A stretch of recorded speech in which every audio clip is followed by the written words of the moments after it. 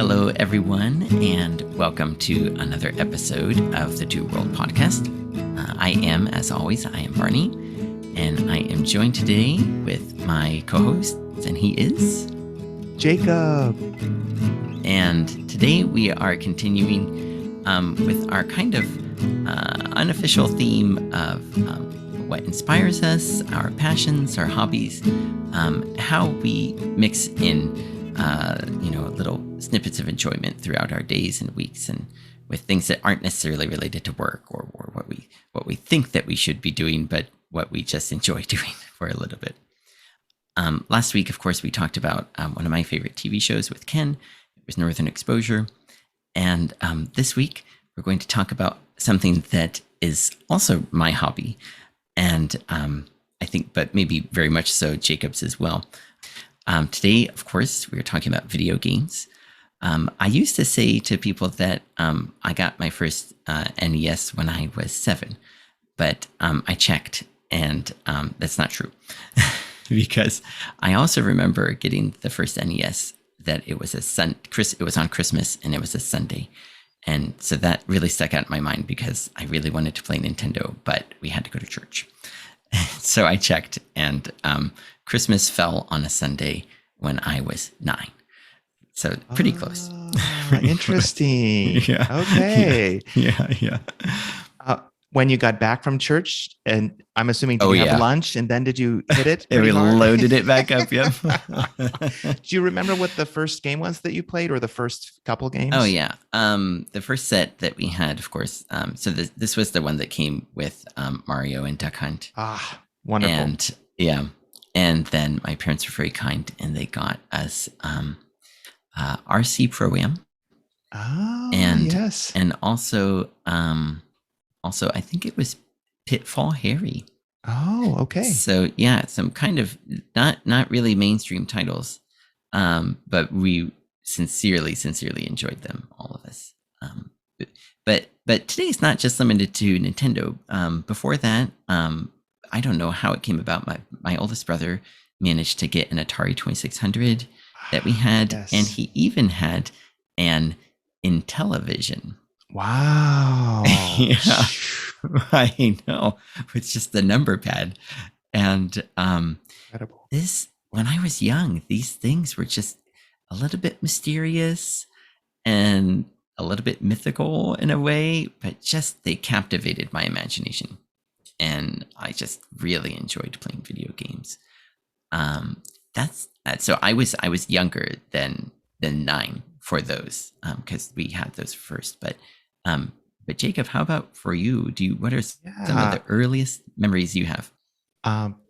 Well, for me, I was younger than 9 also. I think I was probably about maybe 6 or 7 when my dad purchased an Atari 2600 and brought it into our house. And you're right. I think in that era, having something that was interactive with the TV felt so unique, because we were all accustomed to consuming media, but watching TV, it being a one-directional thing. But then the idea that you could affect what's happening on the screen, that would seem novel. And for me, though, it was also the joy of doing that new activity with the family, because my dad would play the games with us, and my sister would play. My mom did a little bit, but it was more my dad and my sister. And so it was this idea of something new and different and enjoying it with family. In fact, one of the games that I would play with my dad is this one that I brought here to show. It was called Joust.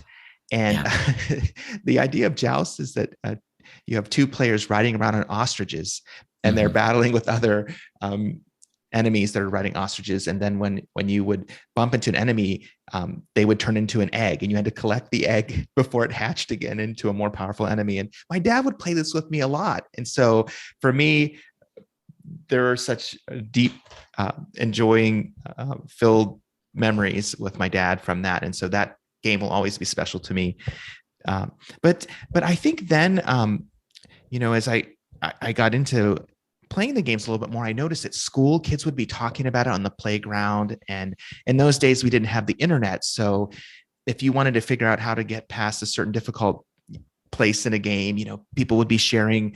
Sometimes they draw little maps on their binder paper or their paper out of their notebooks, or we would be trading secrets. And sometimes you get bad information. You go to do what they said, and wait, that doesn't work. Or sometimes somebody would tell you something that would really help you get to the next area, but it was that sense of like excitement, and that especially came with the launch of the Nintendo. I felt like that's really when those types of games that were more complex, where you had maps and deeper stories, started to emerge. And so I have here, for those who are watching on YouTube, a little replica of the original NES. Yeah. These came out a few years back. Nintendo reproduced what they called the NES Mini, and it was preloaded with a bunch of 20 of their best games, or maybe it was 30. I'm trying to remember. Maybe it was 30. But anyway, we got an NES probably when I was about your age, Barney, too. And I remember Mario Brothers and Duck Hunt, and the imagination that the creators had in putting the world together and how it drew us in. And by that point, my dad wasn't playing as much. It was more my sister and me. And there's something unique. I think you could plug in anything into this. It wouldn't have to be gaming, but it's something that you found that draws your attention, that engages your imagination, and you can do it with other people. And for me, it's that social dimension that I always loved about gaming, either doing it with family or doing it with friends. I had a good friend in elementary school named Joseph Capizzuto, and we would play Mega Man together. And so I remember going over to his house, and I had Mega Man 2, which is this cartridge I'm holding up here, but Joseph had Mega Man 3. And so, when I go to his house, I wanted to play Mega Man 3, and he wanted to play Mega Man 2, and we would swap, stories and strategies. And so he was better at 3 and I was better at 2. And it was just kind of a fun thing that we shared. So, I think for me, gaming is tied in a deep way with nostalgia, with a sense of childhood, with a sense of relationship with people. And then actually, when I think about it on a deeper level, I think that play is an important part of healthy human life. And so I think that gaming at its best can help us enter that space of relaxation and play and enjoyment with others that can be healthy. Of course, gaming, like any hobby, has its negative side if we overdo it or if it becomes too much of a focus. But when kept in balance with work and with the rhythm of family life and of faith and other things, when it's kept in balance, it can be a wonderful expression of that sense of play and enjoyment. May I share one other thing here before I transition back to you? During the beginning of the pandemic, I started a show on through Facebook, and here's the little paper for that show. I did it with my son Micah and my daughter Aubrey and our youngest Hannah, and then also Katie at times. But it was called Gaming with Family, and the idea was that every episode we would introduce our kids to a different retro video game and get the reactions. And they had never played many of these before. And so it's like, basically throw them into the gameplay, see what they like, ask them, what didn't you like? What are your impressions? So they played like Pac-Man and Sonic the Hedgehog and Mega Man and Mario and all these classic games. But we had such a fun time because games are different today than they were then, but there's still elements that they enjoyed, and the art style, the pixel art style, they thought was interesting. And so doing things once again with family and bringing them into the experience is so meaningful to me. And during the pandemic, it was a nice way for us to create something. So, so I want to turn it over to you. Do you have any memories or thoughts about gaming with friends or family? And if so, could you share a little bit about that? Oh, yeah. I wanted to just add a little bit more of your point about how important it is to play. I'm not sure how scholarly to be here, but of all the things that I read about learning language, everyone cites the work by pronounced Zagowski, I think. And he says how it's so important that we learn through play more than anything else. And yeah, it's true. And not just learning, like manipulating or, skills or language or things like that. But yeah, cultural learning. And yeah, you made a wonderful point about how it maybe even important it is to share these things with our friends and family when we can. My brothers and I played a whole bunch together, and about skill. I remember my mom saying a long time ago when she was working at the hospital that doctors were saying, these kids with their games, they have such good hand-eye coordination. They could be really good surgeons, because a surgeon has to look at the screen and manipulate the tools in certain surgeons. Mm-hmm. And this through games, that's exactly what we're doing. We're not looking at the controller while we play. Yeah. Oh, it's so interesting that you bring up the relationship between gaming and medical treatment. I had heard on several occasions interviews and information about how Tetris has been used for trauma victims.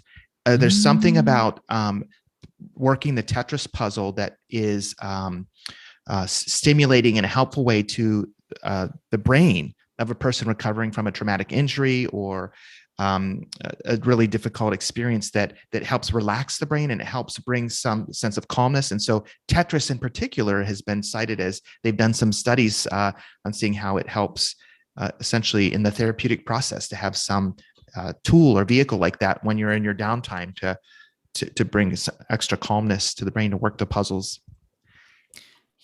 And that actually makes me think of one other aspect of gaming, and that's the music that we have that goes with games. I always really loved the music that went with Tetris. Oh, yes. All three I think there were three choices, right? Yes. And depending on my mood, I would choose between one of those. But there's the music that goes with the games. It adds so much more, and I think it really sticks with us, doesn't it? And, for sure. And then it wasn't too long ago that people started to make orchestral versions. Yes. Of gaming songs, of songs from games. And boy, those are just so wonderful to listen to as well. That extra level to this. Absolutely. Yeah, that's very true. And it's interesting. We were talking about Tetris specifically. There was a recent release of a version of Tetris called Tetris Effect, where they actually commissioned a number of musicians to specifically write music that could go with the Tetris game. And then they had hired visual artists to create these kind of like, I guess you'd say, immersive experiences where as you're working the puzzle, it alters the rhythms and the music, and it also alters the visual effects on the screen. And so it's all integrated. And it was a really popular title that came out. And they also made a version for VR, virtual reality. Oh, yeah. But I played it on a few systems, and it's really interesting. Music incredibly enhances your experience, and when it's interactive, that's a very special too. So yeah. But you're right, it's interesting how music has developed over time, and the graphics and the art, and you can hear it, orchestra instrumentation in modern games. Like I know it's not uncommon now, and that's also beautiful. That's kind of elevated the level of the art form. Yep. Yeah. And I just thinking about another thing you said and asking me about memories that I had. My dad, he's colorblind, and so he always lamented that he had trouble following a lot of the games because he couldn't quite see all of the details because he couldn't see all of the full range of colors.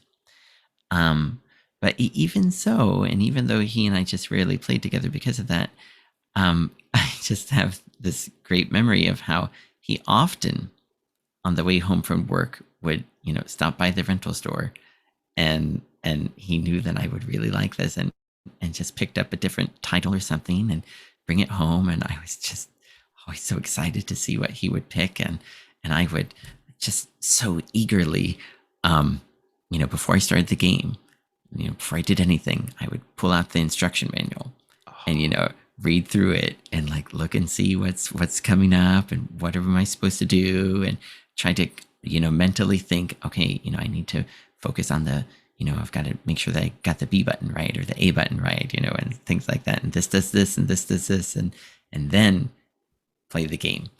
And it was such a neat idea that we could rent games as well. Oh, With yes. with computer games, maybe it was possible to borrow them from the library, but basically with computer games, it was an investment that you had to make Yes. if you wanted to try something.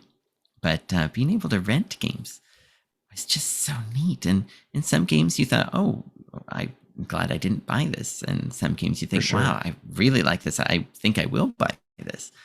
And yeah, it was just such another neat aspect of, like you said before, with the TV.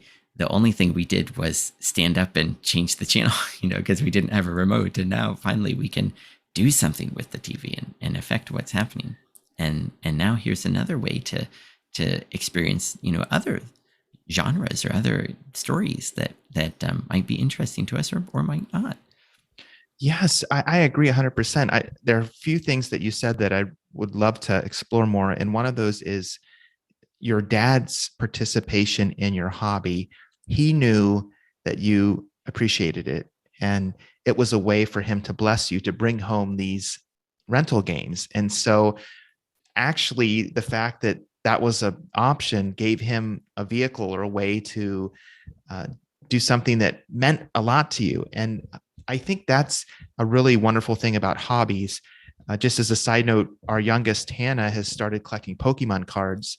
And typically on Fridays, we'll go to the local store here in Worcester called Operation Fandom, and we'll get her some more Pokemon cards and little Pokemon figures. And it's so nice to have something to be able to offer her that she enjoys, and to participate in that some with her, even if it's just in helping her get to the store and find the thing, and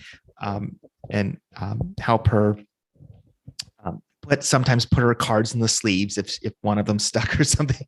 But it's beautiful that there are things like that parents can enjoy with their children and provide.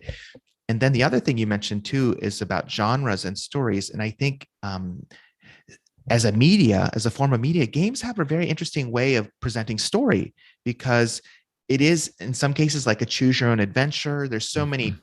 branching pathways you can take. And so I think in the NES era, that's when games started to introduce cutscenes and things in between, boards. But then since then, it's just continued to grow. And so the role of story in games can be very multi-layered and rich and interesting. So that's a really good point. Uh, Mhm. yeah. Well, I wanted to talk a little bit too about our time together Mhm. when I was visiting you in 2019 in Japan. Mhm. And Mhm. so it was such a tremendous joy to go and be with you. And I was even saying before our podcast today, I still am overwhelmed with gratitude when I look back at the pictures of what an adventure it was and what a blessing it was to be there with you, and to meet the other brothers and sisters at our sister church, Oh and yeah. also to do some daily excursions and unique trips. But one of the ones I was hoping to highlight was our trip to Akihabara, Mhm. which for our listeners, many of you may not have heard of this, but it's um, a part of Tokyo where historically technology and video games are very prevalent, and something that is very widespread and available there to purchase and culturally to enjoy. And so we went to Akihabara, and I want to share a few pictures for those who are watching. Um, I told Barney there was one place I really wanted to go in particular. It was a video game store that is legendary for retro video game collectors, as having been established for many years and having a huge inventory of retro gaming supplies. And that was this store called Super Potato. And so we found it. It took us a little while, but we did find it. But the interesting thing about Super Potato is the levels of the store, as you progress upward, if I'm remembering it correctly, it goes from older to newer. Is that what you're Yeah, I remembering? think so. So it's like kind of like a time machine. Like as you go up the floors, you're going through the eras, and then you're leaping ahead, upward and onward, from the early days of the Atari 2600 era in the early 80s, all the way through the NES in the late 80s and early 90s, to the Super Nintendo and Sega Genesis of the mid 90s, all the way up to the modern things, through PlayStation and Xbox. But then at the top level, there's an arcade. So that's kind of an interesting choice. So people want to play games after they've shopped, and they can. But when we went in there, a lot of the game cartridges are the Japanese versions, and so Barney helped me because a number of the cartridges would have different titles. But I was able to find my favorite NES game, Mega Man 2, in the Japanese version is Rockman. And so here's a picture and Super Potato with that Rockman cartridge. Thank you again, Barney, for helping me find that. Oh, yeah. And I'm kind of wondering, when we went in there, did you have any thoughts of that place? What were your impressions? Yeah, I had never really considered. What a big or maybe what an extensive hobby it can be, thinking about retro games and things like that. I never really thought about it in that way. I think I was always kind of not looking forward, but kind of thinking about what will the next system be, or this or that. And later, my friends showed me a way that I could play on my computer older games, and that felt satisfactory in a way, and I didn't do it so often. But then you showed me this really extra level to what it is, and how it really does have some meaning to it, real sincere meaning behind it. And then I started to, other titles started to catch my eye. And then I was like, oh, yeah, that one. Oh, yeah, that one.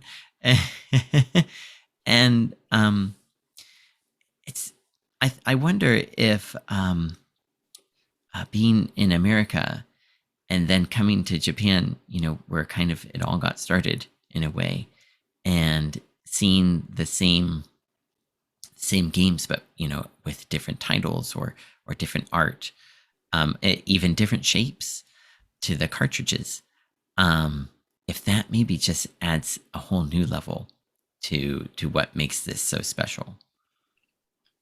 I think you're right. I think there is something about seeing something in a different form, and seeing a whole other culture around it that you kind of discover, because it seems like the type of retro collecting in Japan is so fascinating, because the art on the box is often different. The shape of the cartridge is different. And for NES cartridges, they were all, for the most part, a standardized gray.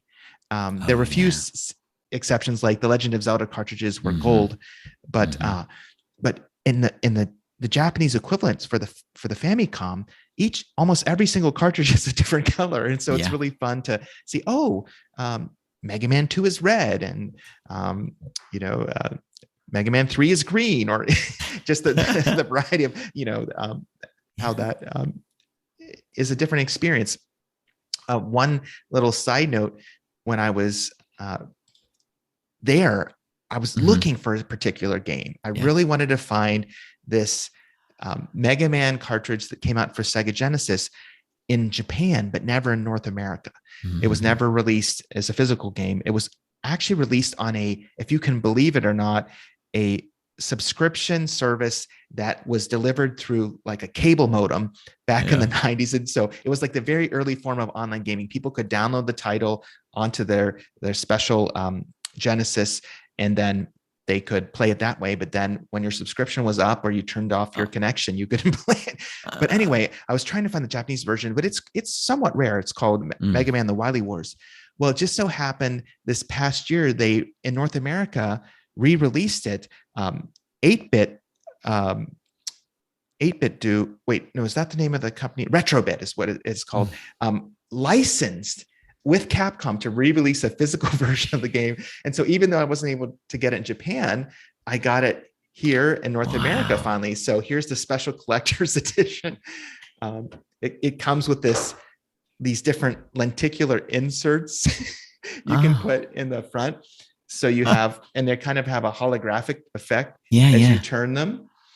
So that's Proto Man, Mega Man's kind of brother, so to speak. And then this is Mega Man. I don't know if you can see the effect. Yeah. And then it has some of the enemies from the first one, like Electric Man.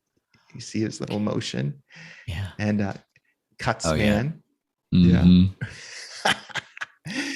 And then it has an enemy from Mega Man 2, as well known Metal Man. But it's amazing the attention to detail that they have in this reproduction. They have inside the cartridge. Let me pull it out here. Inside the case, they have the original art from the North American version. You can flip it around for the Japanese version, but they have like a certificate of authenticity. So mine is number 17,648 out of 20,000. Out of 20,000. So you there you barely got in there. And then the cartridge itself is real. They did such a good job with this. The cartridge itself is like this really neat blue, like a Mega Man blue, and it has sparkles in it, and just kind of. I don't have any other collector's editions like this, but since I wanted this game for so long, I thought I'm going to splurge, and I finally have it, and it comes with this full color instruction booklet and stickers and a poster. So I was like a child on Christmas again when it came in the mail. Oh man! But it's so fun to have a hobby that you're into, and every once in a while, when something comes along that's just perfectly aligned with what you're looking for. So, oh man, and it's so neat how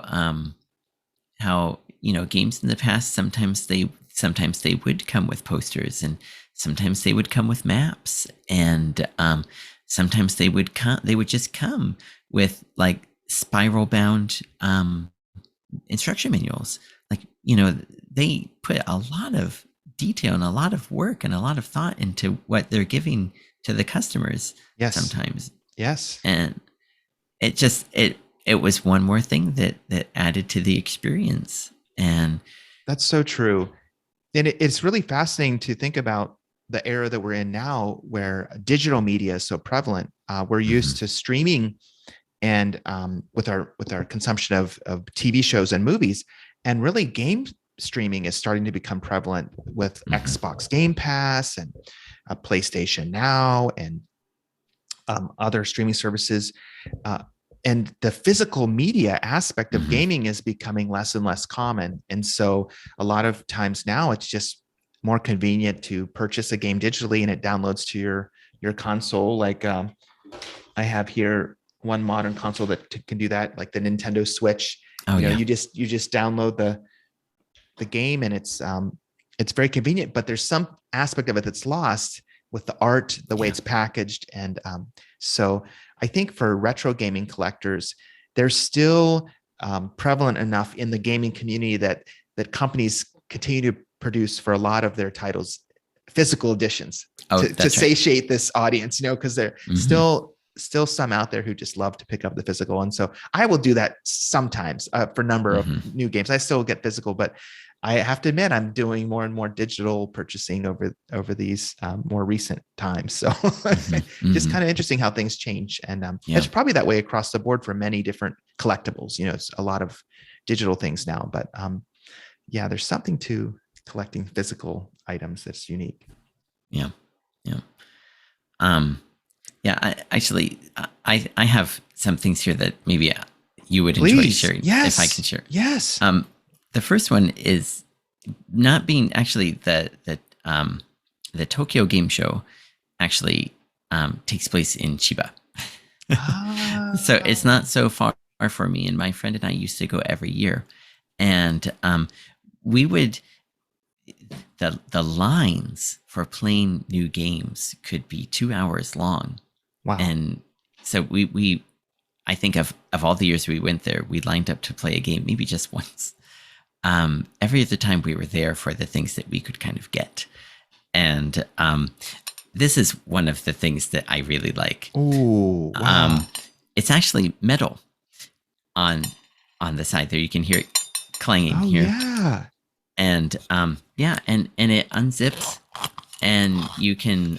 It's a little pouch, that from that. What's the game called? I can't remember. With the drums that you play. Is it it's not Pushmo, is it? Is it Tsum Tsum? What is that one? Maybe. I just realized that for the people on the podcast, they're not going to know what we're talking about.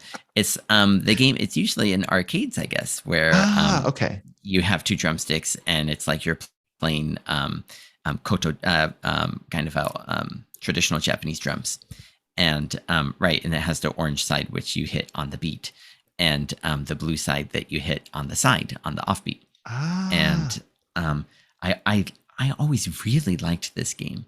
And I was really happy when I saw that this was one of the things that we could get. And another one, I'll share my screen. This also is something that I got at Tokyo Game Show.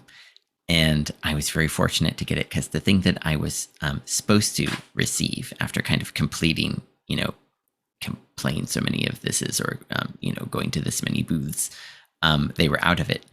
And so we went to the information area and we said, well, I filled out this card and, what can I get? And they're like, well, we have this. And when I saw it, I said, yes, give me that. I'll take that. And this was it. Oh, Barney. Oh, that is amazing. I love that. It's a t-shirt. This is the front. It's a t-shirt and it says on it, Rockman 20th anniversary. And, if you got Mega Man there on the front, shooting his blaster and then down at the bottom getting zapped. Then on the back of the t-shirt, it looks like this. Oh, I love that. Yeah. So all it's a collection. Enemies. Yes, exactly. The bosses. Of all the different, bosses that they had, because I also really enjoyed Mega Man growing up. It was really one of my favorites. And what it looks like, they've got 35 different guys on here. Wow. Oh, that's incredible. And, yeah. I didn't know. I really liked Metal Man and Woodman. Those were some of the ones that I really liked. It took me a long time, and I'm curious to hear about in your case, but it took me a long time to realize that like each boss kind of had like a counterpart, like a converse to it. So yes. like, one boss was weak against another one. Yes. Because once you defeat a boss in Mega Man, then you can use their special power. And it took me a while to realize, if I use this on, this power against this boss, I can defeat him very quickly. Right. But if I use the same power against a different boss, that boss maybe has like a resistance to it or something, and it would be wouldn't be a good idea to try it that way. Was that one of the things that like talking with friends? Or yes, something 100%. Yeah, because part of the puzzle was what order do you go in when you try to battle with the robot masters? Oh yeah. And you try to find the one that was most susceptible to your regular Mega Man power shot, and then you go with that one first, and then find out what his own power is most effective against. So I remember talking with friends, and some of us did different orders. We had different strategies. What was hard though is if you had a robot master that was he was weak against a certain weapon, but even with that weapon, he was still hard. Still too hard. Yeah. I remember there was this one boss on Mega Man 3, Shadow Man, who threw these like giant stars, these throwing stars, and you had to use Top Man's power on him, which it was an interesting power. You jump and you'd spin in the air. Yeah. But the problem is it's a close range attack. Yeah, and it is. And he's very fast and he's throwing his thing from far away. So you have to get real close to him and quickly do the top man attack in the right rhythm and timing and hope that you can do it 3 times, before he gets you. But no, I think that was part of the interesting and helpful way the game was designed. It drew people in because they tried to work this puzzle. Which order do I go in? And it was neat to, after you defeated an enemy, to be able to use their power. That was kind of another novel thing for sure. Absolutely. Yeah. I love your items that you shared. Thank you. Those were really fun. Yeah. Oh my goodness. Very cool. Yeah. But thankfully, as we've kind of talked about it more and more, and about the different aspects of gaming and beyond just one-on-one with you in the TV screen, this is something that I think that Jacob and I, of course, enjoy, and we enjoy it for the stories and the music and doing it with friends and the creativity that it allows us. Like we were saying, you don't have to go A, B, C, D. You can skip around. You can come up with your own idea and solve the puzzle in your own way. But exactly, it's the balance that this offers us. It's something that we have, in our free time here or there, and of course the nostalgia from attached to it from when we were little, and it's just something great about games, and sharing them, of course, with people, and of course having the balance of playing these as a part of our life. That's just one extra colorful, square to what it is that makes us who we are, I think. That's so true. And I feel like that is one of the great challenges for anything that we enjoy and plug into, is how do we reach that place of enjoyment that really is satisfying, but also doesn't obscure or overwhelm other parts of our lives. And I miss this at times, for sure. And sometimes I overdo it. And in fact, right now in the church year, in the Christian rhythm of worship, we're entering this season called Lent. For those of our listeners who maybe are not familiar, it's a time of reflection, of introspection, of saying, how is my life filled right now? What am I prioritizing, and how can I make a little bit more space to encounter God and have a healthier life rhythm? And so I'm realizing as I'm going into Lent that, I have some things that that are out of balance that I need to work on. And so, gaming is part of that, just trying to find, a right level of enjoyment, but not letting it go unchecked as something I'm doing in all my free time. And so trying to find that healthy balance is so good. And so I'm grateful that gaming is there, or that other hobbies are there. But it's also a good reminder to say, and in addition to that enjoyment of them, how can I integrate them into a balanced life? And so that's always a good thing to work at. And we hope that you, our listeners, have hobbies that you enjoy too, that you've experienced many of the things that we have, connection with other people through them, a sense of adventure, of imagination, of play as you've engaged with them, and a sense of satisfaction as you over the years have looked back and thought about what you've done in the past and what you do now.